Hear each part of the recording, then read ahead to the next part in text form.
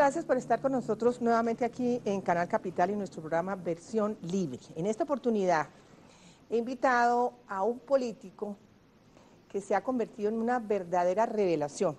Yo no dudaría en decir que tiene descrestado a todo el mundo y especialmente a los periodistas que somos tan dados a hurgar y a cuestionar y a torear en los mejores términos a los candidatos a la alcaldía o a la presidencia de la República o a las diversas entidades del Estado.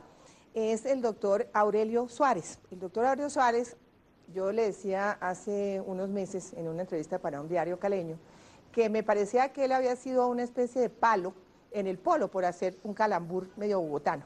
Pero la verdad es que no es ningún palo. Aurelio Suárez es un ingeniero industrial de la Universidad de los Andes, es el candidato del Polo Democrático para la Alcaldía de Bogotá, nació el 3 de mayo de 1952 y tiene una hoja de vida realmente impactante. Es un hombre muy conocedor de los problemas del país, de los problemas del campo, del problema cafetero, de economía, y ha escrito numerosos libros, entre ellos este último que se denomina Confianza Inversionista, Economía Colombiana Primera Década del Siglo XXI. Vamos a hablar un poco sobre este libro más adelante, pero les quería dar un poco más de detalles en relación con Aurelio Suárez. Aurelio Suárez, además, aun cuando es de izquierda, y no quiero decir que la gente, digamos, adinerada no pueda ser de izquierda, no suele suceder, pero casos hay.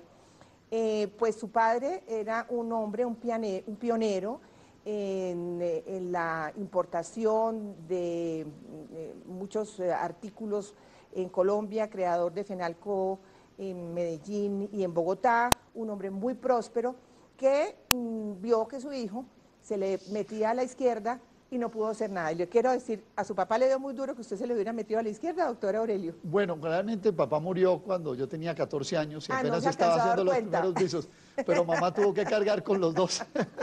Sí, a mi madre Pues tocaba, bienvenido, Mil gracias. bienvenido. Le quería preguntar esto. Yo sé que cuando usted fue a estudiar ingeniería, usted quería estudiar en la Universidad Nacional, como era apenas obvio, pues por dadas sus tendencias y su ideología. Y su mamá se opuso tenazmente y dijo, usted estudia en la Universidad de los Andes. ¿Es Sí, cierto? sí, así fue, así fue. Esa fue una conversación que tuvimos los dos y le dije, mamá, yo quiero estudiar en la Nacional. Y le quiero contar una cosa, Margarita. Siempre que voy a la Universidad Nacional a dar una conferencia, o me invitan, Sí. siento todavía una nostalgia de no ser. ¿De Sí, salido de allá? sí, y siento un profundo respeto por esa universidad. Desde luego, pero además también se tiene que sentir orgulloso de ser uniandino, ¿o no? Sí, la Universidad de los Andes me aportó muchas cosas Claro, positivas. sí. Sobre todo yo diría que en últimas, cuando uno hace un balance de sus estudios académicos, dice, esa universidad me aportó un método de abordar los problemas. Yo Sí. creo que al final de cuentas a usted lo ponen a estudiar 1000 libros y 1000 cosas y le ponen 1000 problemas, pero le dan un método de Es análisis lo y ese es un importante, le método enseñan a importante. pensar, sí. Y a mí me ha servido mucho sobre todo para tratar de aplicar ese método cuando voy a sectores de las clases medias, populares, obreros, trabajadores, campesinos, Sí. y trato de aplicar ese método para explicarle los problemas. Con buenos resultados, me Sí, imagino, señora, desde o sea luego. que quién se iba a imaginar que en la Universidad de los Andes me iba a dotar a mí de un método que me permite aclararle estos problemas a Bueno, la eso gente que habla los muy bien de padece. la universidad, por algo es la mejor universidad del país, ahí emulando con la nacional. Bueno, pero le quería preguntar una cosa. Entonces, un hijo de papi, que nunca fue hijo de papi, porque pues su papá se murió muy joven usted, y a usted le tocó, digamos, como madurar mucho más rápidamente.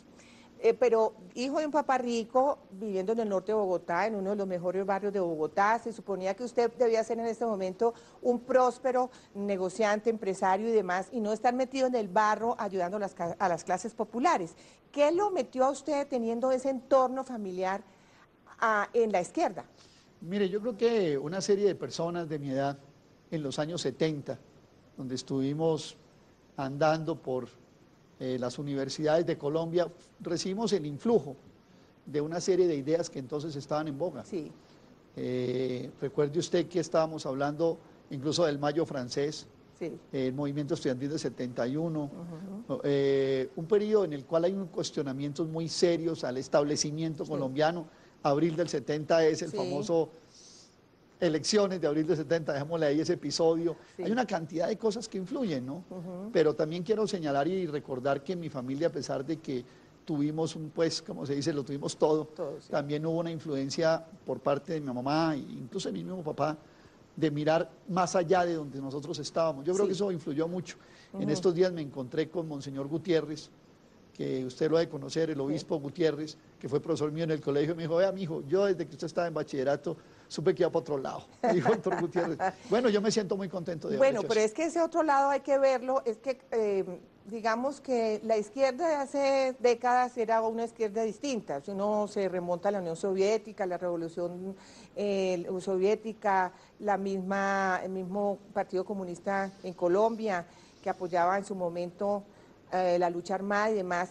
Pues yo diría que la gente que pertenece a unas clases medias para arriba le tienen miedo a esa ideología.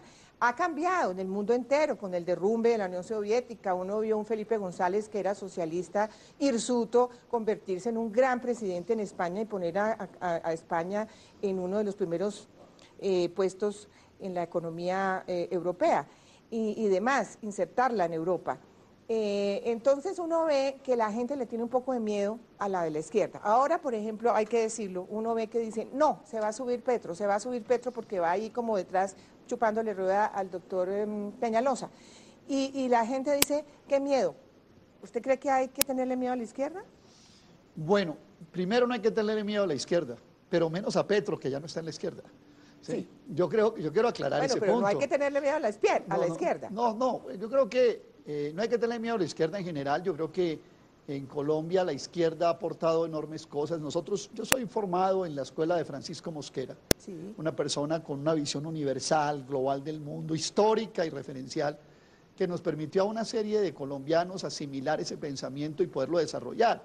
Parte de los libros que yo he escrito tiene que ver con la forma como Mosquera nos enseñó a coger verdades históricas y volverla realidad y a partir de esa realidad plantear.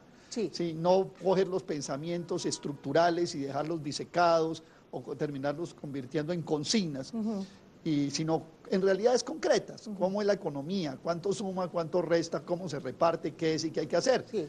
Que yo creo que era una falla, digamos, de alguna época en la izquierda, que mucho tiempo se movió pues alrededor solamente de consignas y no de realidades. Pero bueno, son procesos Y de estereotipos son también. procesos en la historia de los países y las naciones. Sí. Pero en lo que usted me pregunta, por ejemplo, con respecto a la campaña electoral actual en Bogotá, son 8 candidatos santistas y yo. Sí. Petro está con Santos, Petro está con el establecimiento. Es más, sus propuestas son incluso más privatizadoras que las de Peñalosa. Yo me aterro cuando leo, por ejemplo, ayer en el periódico El Tiempo, Petro es el que va a cobrar peaje a los carros para entrar al centro de Bogotá, sí, privatizando las vías. Y yo creo que la gente se está equivocando cuando dice, no, es que Petro es de la izquierda. No, aquí Petro, las propuestas de Petro, si usted las mira, son casi iguales a las de Peñalosa. Los dos están por Transmilenio, el otro está por cobrar peajes, etcétera, etcétera. La única posición realmente de izquierda es la nuestra. Incluso Petro a mí me criticó en una entrevista en El Espectador, no sé si usted la leyó, que me dice, Aurelio está confundido porque usa la campaña para hacerle oposición a Santos.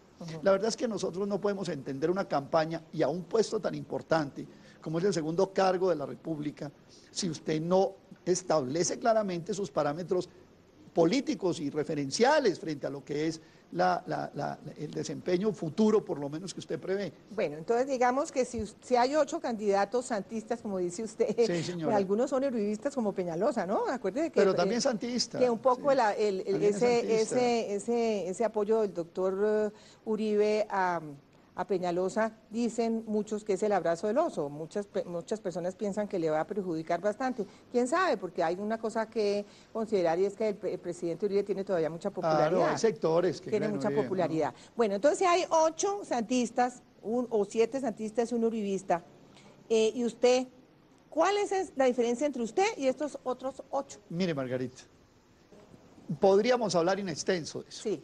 Pero le quiero decir, en 50 debates que llevamos, cuando se discute, por ejemplo, lo de la salud, problema de la salud en Bogotá. Entonces los 8 candidatos dicen el problema de la salud en Bogotá es que los hospitales de Bogotá, que es que no sé qué, que es que sí sé cuándo.